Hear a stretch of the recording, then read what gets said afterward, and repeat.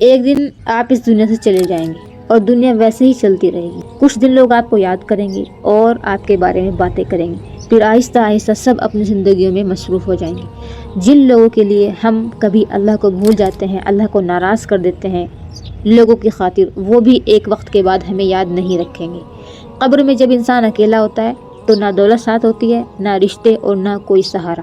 وہاں صرف ہمارے اعمال ہمارے ساتھ ہوتے ہیں۔ اس وقت دل چاہتا ہے کہ کاش مجھے ایک موقع مل جائے، ایک موقع اور مل جائے، کاش میں دنیا میں واپس جا کر اللہ کی طرف لوٹ آؤں اور اپنے گناہوں سے سچی توبہ کر لوں، مگر اس وقت واپسی ممکن نہیں ہوگی۔ اس لیے جب تک سانسیں باقی ہیں اللہ کی طرف لوٹ آئیں، اس سے معافی مانگ لیں اور اس کی عبادت کو اپنی زندگی کا حصہ بنا لیں، کیونکہ ایک دن ایسا آئے گا جب ہم واپس آنا چاہیں گے مگر دروازہ بند ہو چکا ہوگا۔ آج ہمارے پاس وقت ہے، کیونکہ کل ہم جب قبر میں ہوں گے تو ہم یہ سوچیں گے، ہم یہ تمنا کریں کہ کاش مجھے ایک مہلت میں مل جائے، کاش مجھے ایک بار دنیا میں بھیج جائے، میں واپس سے پردہ شروع کر دوں گی، میں واپس سے نماز شروع کر دوں گی، میں سارے کام اللہ کی رضا کے لیے کروں گی، میں رسم و رواج کو فالو نہیں کروں گی۔ تو آج ہمارے پاس وقت ہے، کیونکہ جن لوگوں کے لیے ہم آج نماز چھوڑ رہے ہیں،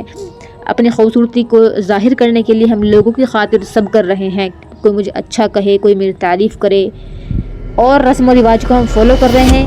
کس لیے کہ لوگ کیا کہیں گے اگر ہم نے سنتوں کو فالو کر لیا۔ تو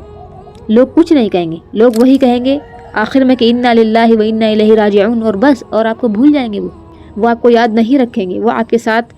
قبر میں نہیں ہوں گے ساتھ۔ وہ قبر میں آپ کو ہی لیٹنا ہے، آپ کو ہی سوالوں کے جواب دینے ہیں، آپ کو ہی اپنا حساب دینا ہے اللہ کے سامنے کھڑے ہو کے، آپ کو ہی اللہ کا سامنا کرنا ہے۔ تو اپنی زندگی کو آج بنانے کا ٹائم ہے ہمارے پاس، کیونکہ اگر موقع ہمارے ہاتھ سے چلا گیا، ہماری زندگی ختم ہو گئی، تو پھر ہمیں موقع نہیں دیا جائے گا۔ تو آج ہمارے پاس وقت ہے، سوچیں سمجھیں، اور عید کے بعد سے پھر واپس شادیوں کا سیزن شروع ہو جائے گا، تو سوچ سمجھ کر، اگر آپ کے گھر میں ایسی شادی ہو رہی ہے کہ جس میں سنتوں کو پامال کیا جا رہا ہے، غیر اسلامی رسموں کو رواج کے طور پر اتنا زیادہ بنا دیا جا رہا ہے کہ اس کے بغیر تو کچھ ہوگا ہی نہیں، ان کے بغیر تو شادی ہوگی ہی نہیں، لوگ ناراض ہو جائیں گے، پھوپھی ناراض ہو جائے گی، خالہ ناراض ہو جائے گی، یہ کیا ہے؟ خالہ پھوپھی لوگ آپ کے ساتھ قبر میں نہیں ہوں گے،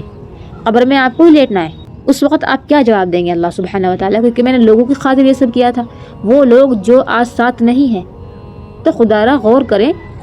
کہ کس راستے پر چل رہے ہیں ہم لوگ۔ صرف لوگوں کو راضی کرنے کے لیے ہم دنیا میں نہیں آئے، ہم اللہ کو راضی کرنے کے لیے دنیا میں آئے ہیں۔ تو سوچیں سمجھیں اور تمام وہ کام چھوڑ دیں جو اللہ کو پسند نہیں ہے۔